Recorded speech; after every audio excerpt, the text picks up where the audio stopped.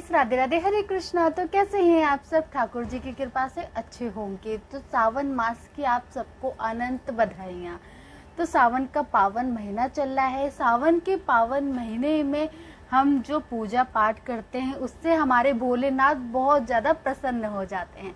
तो भोलेनाथ को प्रसन्न करने के लिए सही तरीके से हमें पूजा करनी चाहिए।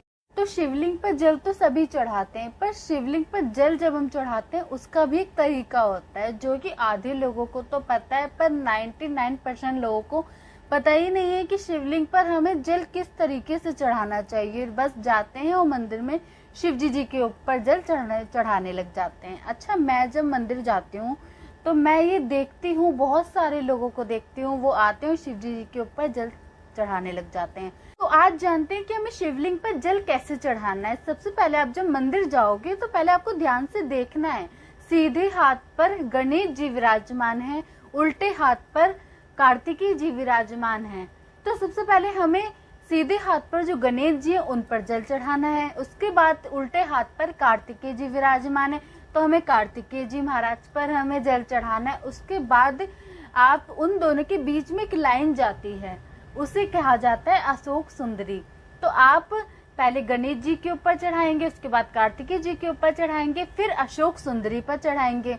उसके बाद शिवलिंग की चारों ओर हमारे पार्वती माता का हस्त कमल यानी कि हाथ है, हाथ के ऊपर शिवलिंग रखा है। तो हमें चारों तरफ पहले पार्वती माता के ऊपर जल चढ़ाना है, उसके बाद हमें शिवलिंग पे जल चढ़ाना है। अच्छा, हम ठाकुर जी की सेवा करते हैं, तो ठाकुर जी की सेवा में हम किनका जाप करते हैं?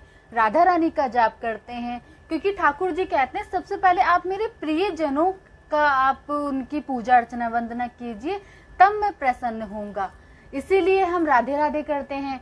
इसीलिए हमारे भोलेनाथ भी कहते हैं सबसे पहले आप मेरे प्रिय जनों को प्रसन्न कीजिए, उनकी पूजा अर्चना वंदना कीजिए, उसके बाद आप मेरी पूजा कीजिए, तब मैं प्रसन्न होऊंगा। अगर आप डायरेक्ट शिव जी की पूजा अर्चना वंदना करोगे, बाकी पार्वती माता की नहीं करोगे डायरेक्ट, तो हमारे शिव जी आपसे कभी प्रसन्न नहीं हो सकते हैं, आप चाहे जितना भी जल चढ़ा लो।